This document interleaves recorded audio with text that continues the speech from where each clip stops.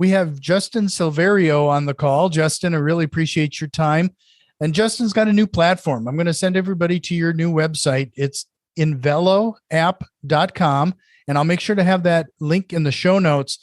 But this is a new CRM that's going to hit the marketplace that, frankly, has some pretty interesting integrations and concept here. So I really appreciate your time. I look forward to chatting and getting a little nerdy here. Yeah, that sounds great. I'm excited to be here, Jack. Thank you so much.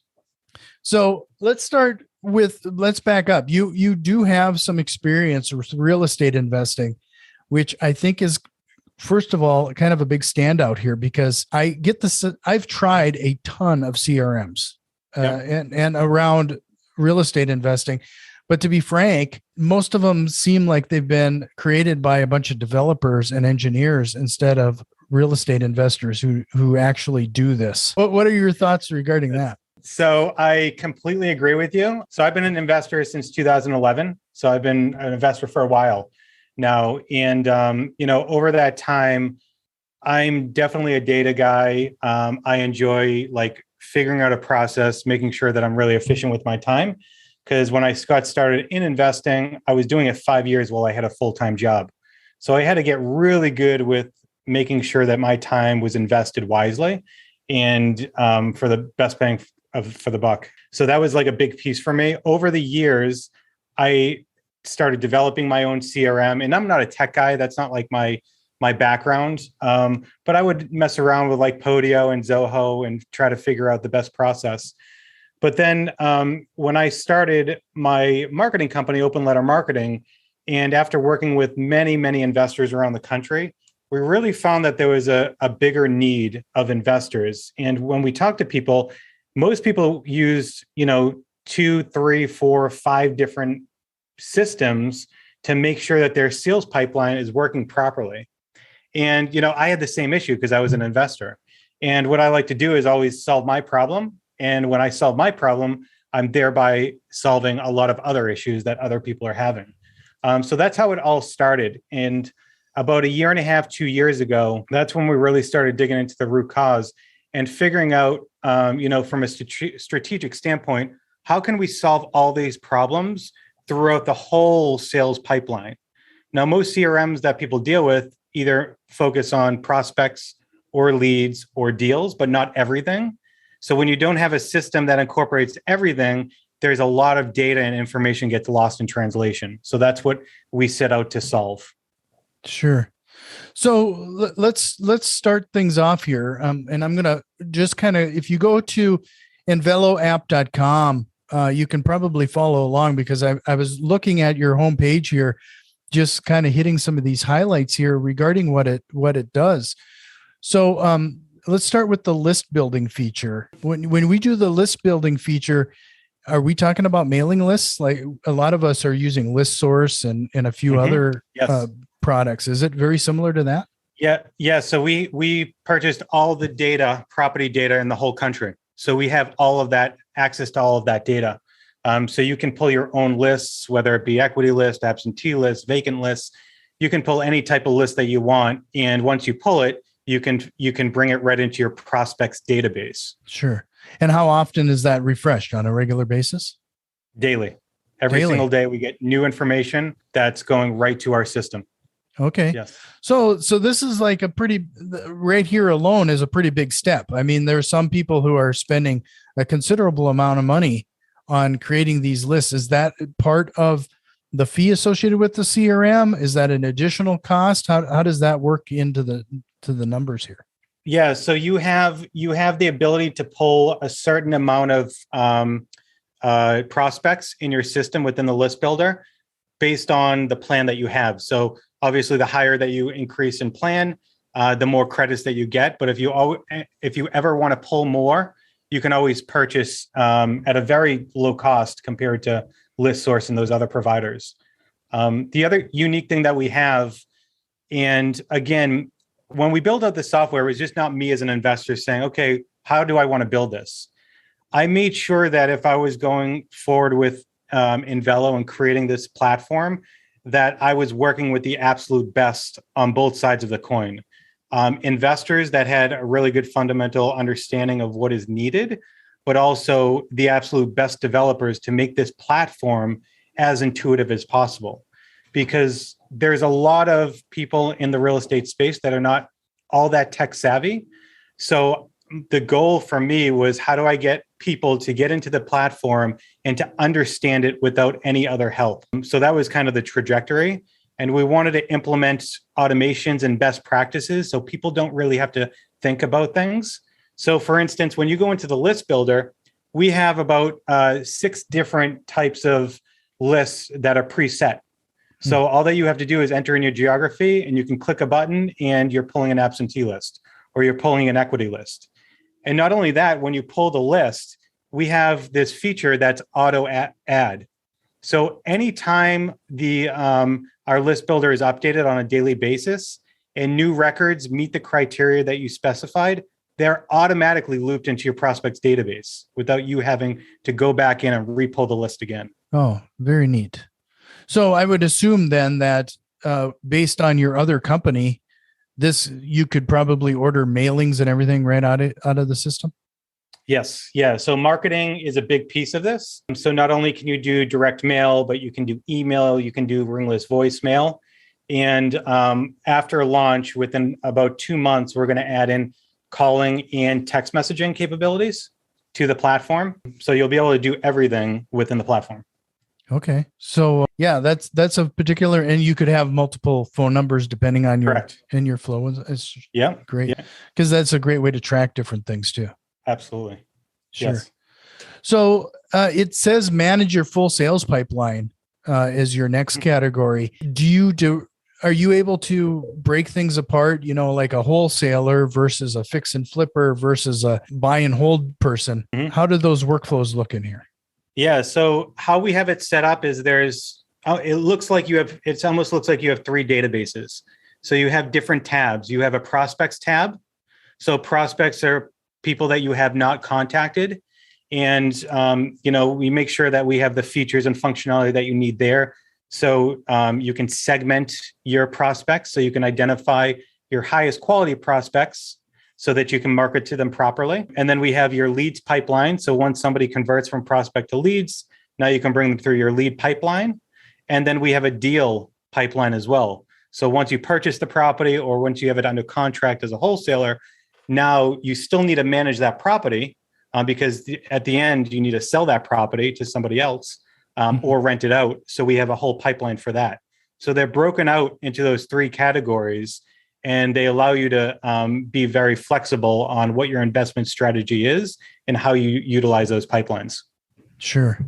So yeah, this is a particular interest. So when you get there at a certain point, you get so many leads and prospects and everything in your pipeline. How do you help somebody stay on top of it so that like some sort of automation or whether it's a task list or what have you? Yeah, good question. So for leads specifically, we can talk about each one of them, or do you want to talk about leads specifically? Well, let's maybe go through the pipeline. Like, it starts with a prospect and then goes to a lead. Sure. So let's talk about prospects and just keeping organized and how the system helps you automate things properly. Again, you have in prospects, the important thing that not a lot of investors do, and we've seen it, even investors that are spending 50, 60, 100,000 a month in marketing are still not segmenting their prospects properly. And what I think that everyone should do. And to give you an example and how we've built it into the platform is that if you are able to identify prospects that are on multiple lists, higher quality lists, like a driving for dollar list to me is much better than an equity list because there is some sort of need for like renovation. But if you can segment these prospects into high, medium, and low quality buckets, then you can still use your same marketing spend, but you're just allocating it differently. So instead of spending evenly over all of your prospects, you can spend 60% of your marketing budget on your high quality, 30% on your medium quality, 10% on your low quality, thereby focusing more appropriately on the more, people that might want to sell sooner. So, which increases your ROI. So with that, you can segment all your prospects. If a new prospect comes into your database and is, within the criteria how you set up your marketing. Because within your marketing, you can say, send this marketing piece or this campaign to everybody that's on this list or that has this tag or on these different lists. So any new prospect that comes into your database, they automatically get routed into the marketing campaign, and not at the point at which the existing prospects are. It starts at the top. So you always have a constant flow starting at the beginning of the marketing and going through the pipeline. And then let's say, again, that prospects sell their homes. Again, we get that data updated daily. So we will automatically take people out of your prospects database into a removed database, and we'll automatically stop the marketing for you on those people. So you don't have to spend and waste any marketing dollars.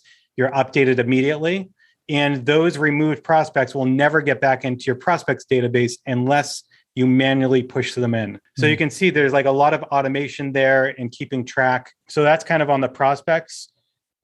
On the lead side, again, you can still market. You can send individual, handwritten pieces to people. If you went on an appointment and they haven't followed up with you, you can send a handwritten letter or ringless voicemail or text or anything like that. But also the automation is to make sure, like you asked, how do I know who I should contact or who's falling off and maybe I'm forgetting about them? So we have an automation built in. When you're going through your scripting, we have a way we ask you, how motivated is this person? High, medium, or low? And depending on where you put them, we have different triggers. If this person is highly motivated and you haven't touched them in 14 days, they go on a follow-up list on your dashboard saying, you need to reach out to these people. And we have those automations built in for the different types of motivation and last contacted. Sure. Is there a way in your system where you could actually have it on? I think you mentioned it might be coming, regarding the texting and a few other things, but where, let's say I don't follow up in the allotted time, it's got the to-do list. It would at least automatically send a follow-up text or email or something on my behalf. Yeah. So for those ones there, if you can do that right now, if you tag them as such. So if they fall off, you can tag them. And as soon as you put a tag on them, they will go into your marketing pipeline. As far as like just automating and saying, if I don't talk to these people in X amount of days, put them on this marketing campaign, that will be coming soon in the future, right after we launch. Sure. So just a reminder, everybody, this is Invelo app. And I'll make sure to put this in the show notes. It's INVELOAPP.com. So you can take a look at this. And right now, as we were talking, we are in sign up for early access, but it sounds like maybe when the show goes live, you'll be fully launched.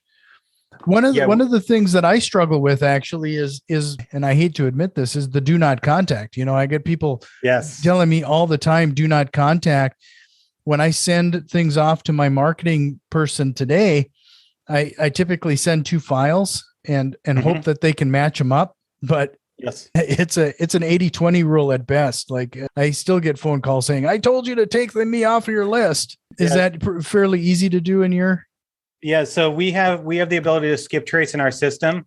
So in addition to skip tracing, we're also pushing those phone numbers through the do not call list and all the phone numbers through a litigator list. So if a particular phone number is on a do not call list, it's going to be tagged as such, as do not call. But if it's on a litigator list, the whole contact itself will be flagged as a litigator, because you never want to call anybody on any of their phone numbers if they're on the litigator list. But do not call list, it's okay to call a different number that's not on, if they have an alternative number that's not on the do not call. So we have the functionality in the platform to have as many phone numbers, as many emails, and you can have as many contacts for one record. So for instance, if you're trying to find out, if somebody passed away, you can skip trace that record again to find alternatives and relatives. Sure. No, that makes a lot of sense, because like I said today, it's kind of a crapshoot, really, whether we're gonna stop bugging them or not. We hope that it works, but more times than not, I get that follow-up call. Yeah, absolutely.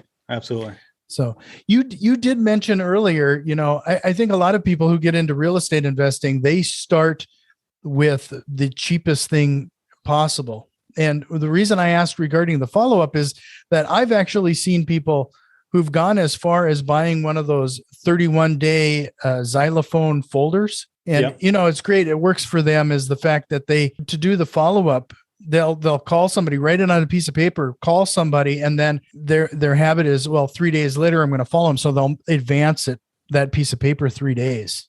Yeah.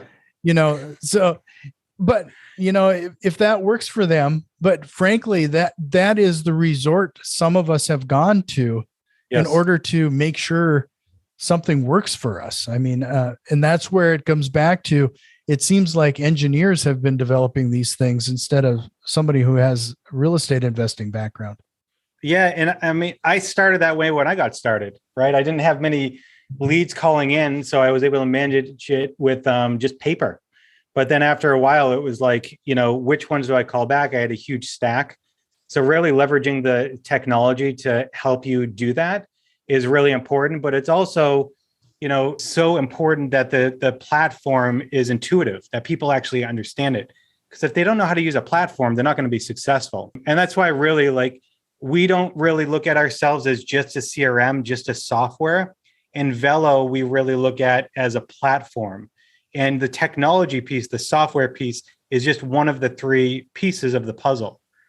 The other 2 elements for us is education. So anybody that jumps onto Invelo, there's 2 types of education. There's education that we teach you everything on real estate investing, from beginning of how to identify your farm area, to pulling lists, to marketing, to talking to sellers, to contracts, all of that. We have a whole series on that. And then we have master classes. And those master classes are taught by other experts within the industry or outside of the industry to really deep dive into a focused topic to ensure that people are successful, and not just successful in business, but just in life itself. So we don't just cover investing topics and strategies, but we're also looking at how to be a great parent while running a business, how to stay healthy while you're running a business. So we want to make sure we cover all of those pieces in there. And then the last piece is community. Community is a really important piece. We know as investors and entrepreneurs that it can be pretty lonely. And there's probably many times that all entrepreneurs say, man, am I the only one going through this? And so we want to make sure that we have community and support there, so people can provide and share information and just create a good community. So when you do the community aspect, is it like a Facebook page, or do you have a community built into the CRM? So right now, as we go live, it's going to be Facebook, but we will be transitioning that over to an in-app community where you can have direct messaging capabilities and still like a Facebook style, but it's all going to be within the app. Sure.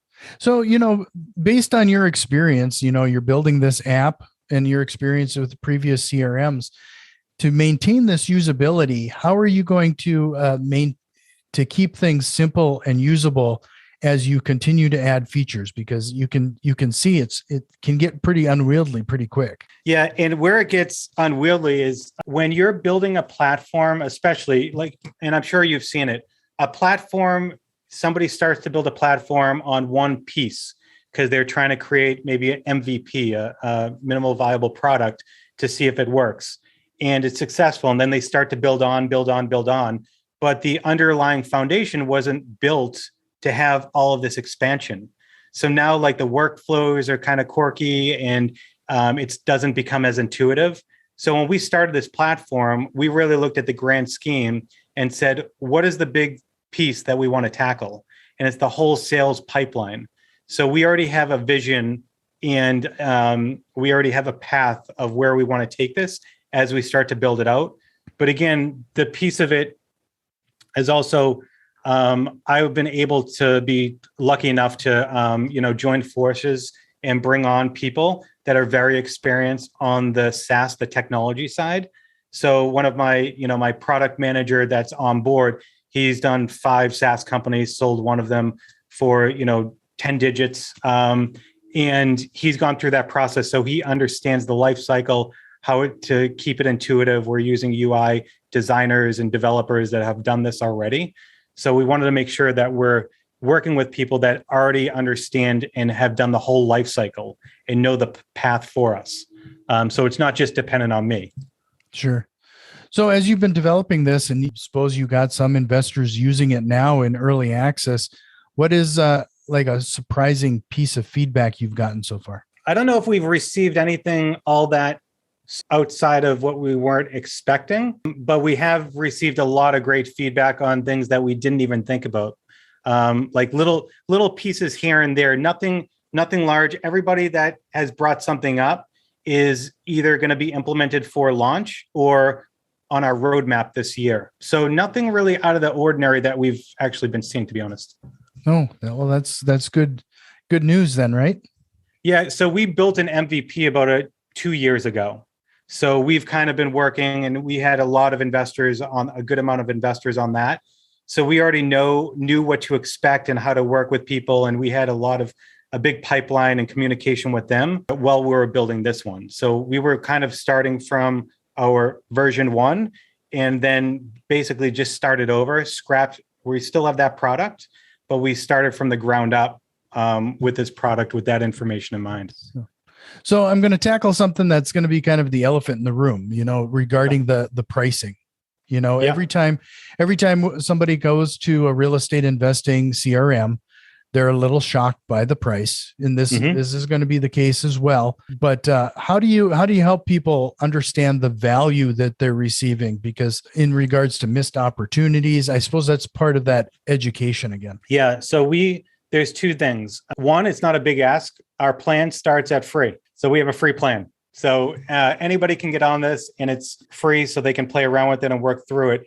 But we've spent a lot of time and focus on onboarding, how to get somebody from day one to success in the shortest amount of time. So what we are trying to do is streamline that for everyone.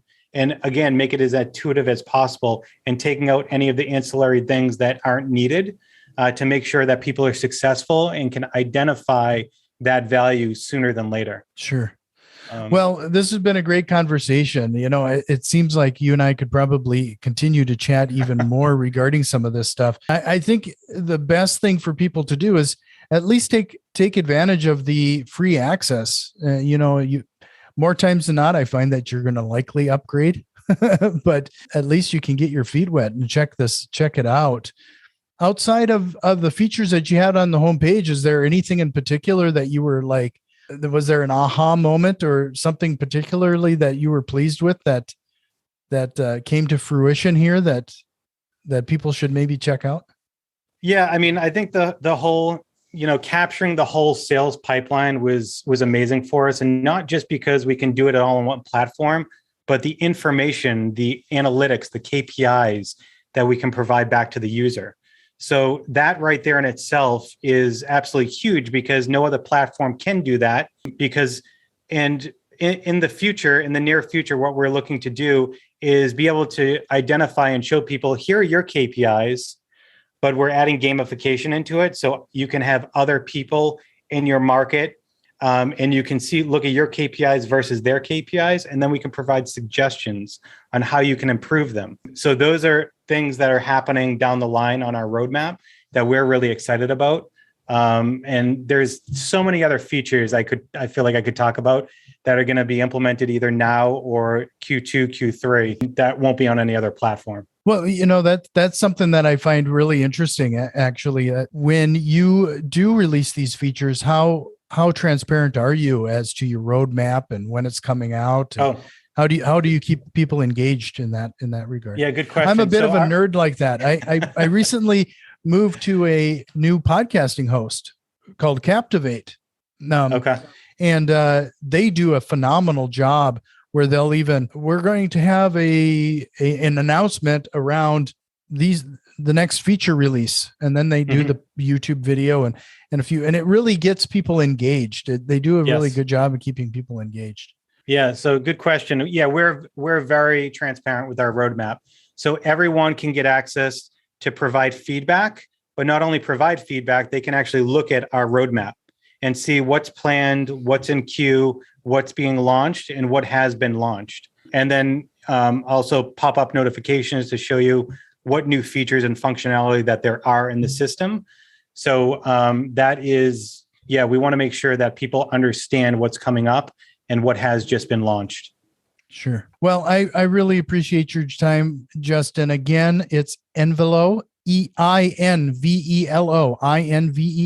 app.com. I'll make sure to have that link in the show notes. But before I let you go, Justin, is there a question you wished I would have asked you here today? I don't think so. And I should have warned you ahead of time. I don't think so. You had all really good questions. Well, this is really intriguing. I'm going to have to check this out myself. I appreciate your time.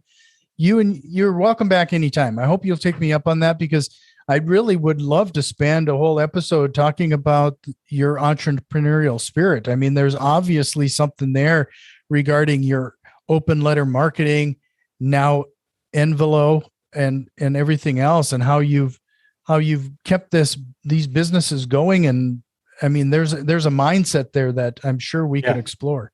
I'd love to. I love talking about mindset and the path, like my path and sharing. So I'm happy to. Well, thanks again, Justin. We'll talk to you next time. Thanks, Jack. Thank you so much.